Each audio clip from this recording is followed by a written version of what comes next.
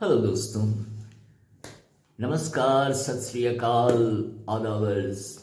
बहुत सारे शब्द हैं जिनसे हम किसी का भी अभिनंदन भारत में कर सकते हैं, और भारत में है क्या, कहीं भी हम कर सकते हैं। खैर, अभी कर्नाटक में हंगामा मचा हुआ है और जो ड्रेस है, हिजाब पर विवाद छिड़ चुका है और सारे देश में न्यूज़ चैनल्स के माध्यम से यह समाचार आग की तरह फैल रहा है।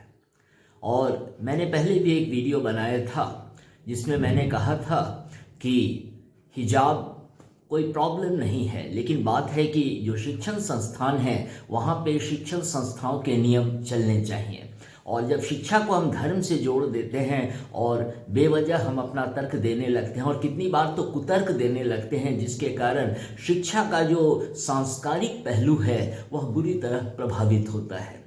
और पहले तो लगता था कि देश में भारतीय जनता पार्टी का एक विकल्प है, लेकिन और कांग्रेस के रूप में एक विकल्प दिखता था, लेकिन अभी जो हालत है, परिवारवाद ने कांग्रेस को तोड़ कर रख दिया है। और आपको याद होगा, जब भारत को आज़ादी मिली थी तो उसी समय महात्मा गांधी ने कहा था कि कांग्रेस का कार्य अब समाप्त हो चुका है, इसलिए इस पार्टी को डिसमेंटल कर देना चाहिए।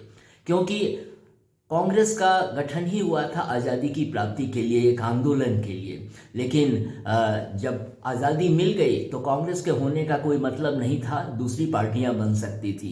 लेकिन कांग्रेस को जारी रखा गया और परिवारवाद उस पर हावी हो गया। और नेहरू परिवार की बपौती जैसे मान लो उस पर रही है कि नेहरू जाएंगे तो इंदिरा गांधी आएंगी, बीच में एक दो प्रधानमंत्री आते रहे, लेकिन उनको अपनी जगह से मुक्त कर दिया गया।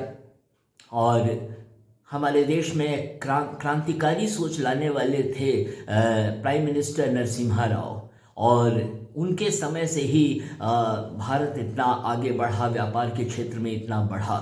और उसके बाद आज हम देख रहे हैं कि हमारा बदलता हुआ भारत है। तो लोगों को लगता था, मुझे भी लगता था, सबों को लगता था कि भारतीय जनता पार्टी जहां भी गलती करेगी तो एक विकल्प तैयार है कांग्रेस पार्टी के रूप में। लेकिन कांग्रेस पार्टी की ये दुर्गति इस परिवारवाद ने कर दी है कि कांग्रेस के जितने कद्दावर नेता हैं सबों को बिल्कुल अलग कर दिया है, और जो भी कांग्रेस में नेहरू परिवार के खिलाफ बोलेगा उसको बाहर का रास्ता दिखा दिया जाएगा। और एक कोटेरी है, एक ग्रुप है जो चाहता है कि नेहरू परिवार ही एक विकल्प के रूप में समाज में रहे। लेकिन नेहरू परिवार में जो अभी जो राहुल गांधी हैं या प्रियंका गांधी हैं, इनके विचारों में वो इतना खोखलापन है कि उसमें कोई प्राइम मिनिस्टीरियल मटेरियल नहीं दिखाई देता। प्राइम मिनिस्टर मटेरियल होने के लिए गंभीरता होनी चाहिए, और हम जो भी बोलते हैं बहुत सोच समझ कर बोले।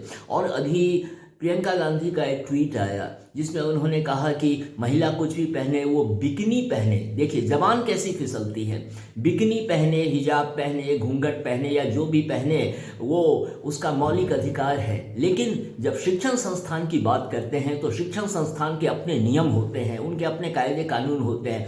यदि आपको वहाँ अपने बच्चे को एडमिशन नहीं कराना है तो आप दूसरी जगह पढ़ा सकते हैं, लेकिन एक शिक्षण संस्थान का जो नियम है उसको हम सबों को फॉलो करना होता है। और जो धर्म की बात होती है, धर्म बहुत पर्सनल बातें हैं। आप शिक्षण संस्थान के बाहर कहीं भी आपको जो पहनना है आप पहनिए, आपको आपकी मर्जी है। लेकिन शिक्षण संस्थान के में जो यूनिफॉर्म होता है, यूनिफॉर्म का एक मतलब होता है सब एक तरह से दिखे, सब एक समान दिखे। लेकिन इस पर बवाल मच गया है, और आप गौर कर रहे हैं ये इलेक्शन के टाइम में ही हो रहा है। अब किसकी साजिश इसके पीछे है ये तो इन्वेस्टिगेटिव एजेंसीज देखेंगी, और अभी मामला कोर्ट में चला गया है। तो बड़े अफसोस की बात है कि इस देश में कोई विकल्प नहीं पैदा हो रहा है और सब टूटे पड़े हैं। क्योंकि prime ministerial ambition Mamata Banerjee का भी है, prime ministerial ambition Rahul Gandhi का भी है, और जितने भी दूसरे पार्टी के नेता हैं सबका एम्बिशन है। लेकिन सब टूटे पड़े हैं। पहले तो वो एकजुट हो जाते हैं, मंच पे आ जाते हैं और एकता दिखाने की बात करते हैं, लेकिन बाद में फिर सब टूट जाते हैं। और इसका फायदा भारतीय जनता पार्टी को मिलता है। भारतीय जनता पार्टी जो भी काम कर रही है वो सबकी नज़र में है। और लेकिन एक सशक्त विकल्प होने की ज़रूरत है, क्योंकि जब सशक्त विकल्प होता है तो जो पार्टी सत्ता में रहती है वो बहुत संभल कर कोई भी कार्य करती है, क्योंकि उसको डर रहता है कि अगर वो अपना कार्य नहीं करेगी, जो जनता की अपेक्षाएं हैं अगर उस पर वो खरा नहीं उतरेंगी, तो विकल्प तैयार है शासन में आने के लिए, सत्ता में आने के लिए, और लोग उसे वोट देंगे। लेकिन कांग्रेस के रूप में जिस विपक्ष की हम कल्पना करते थे आज से बहुत साल पहले, वो आज टूटी पड़ी है।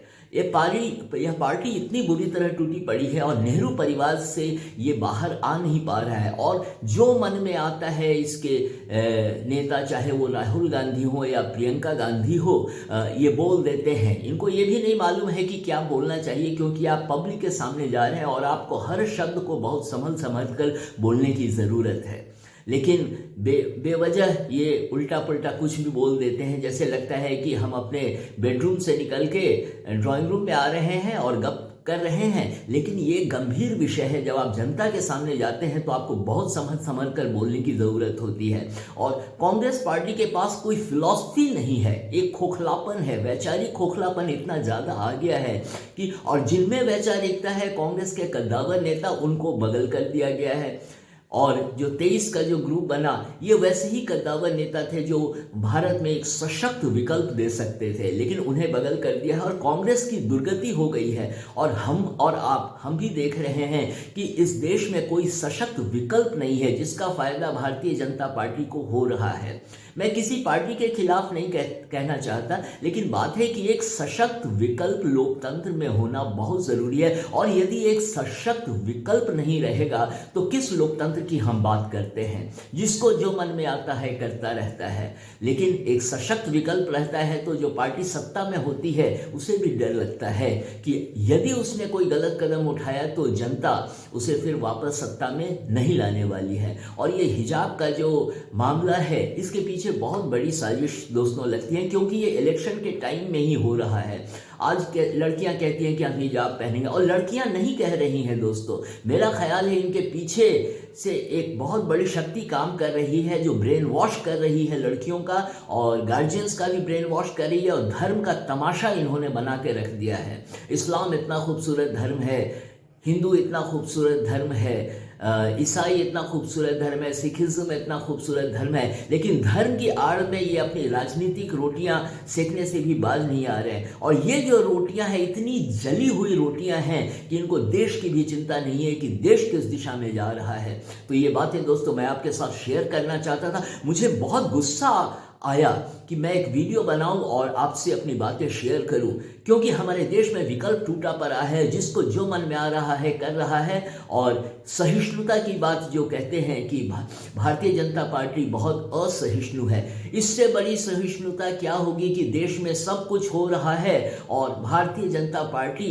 जो है वो सब देख रही है। भारतीय जनता पार्टी भी कोई बहुत सख्त कदम नहीं उठा रही है जो कि उसे उठाना चाहिए, और लोग आशा करते हैं कि जो पार्टी सत्ता में है, केंद्र सरकार में है, उसको इन विषयों पर सख्त कदम उठाने की ज़रूरत है। केवल बोलने से नहीं होगा। राष्ट्रीयता की बात तो कोई भी पढ़ा लिखा व्यक्ति बहुत बोल सकता है, देश हित में की बातें कर सकता है, लेकिन जब तक आप सख्त कदम नहीं उठाते हैं इस देश में कुछ नहीं होने वाला है। और जनता को क्या संदेश जाएगा, इस बात का ध्यान रखना है कि हम क्या बोलते हैं, और हम जब पब्लिक के सामने आते हैं तो हमारा हर शब्द बहुत सोच समझकर बोला हुआ होना चाहिए। तो ये बातें मैं आपके साथ शेयर करना चाहता था दोस्तों, इसलिए मैंने ये वीडियो बनाया, और उम्मीद है आपसे मेरे अगले वीडियो में फिर मुलाकात होगी।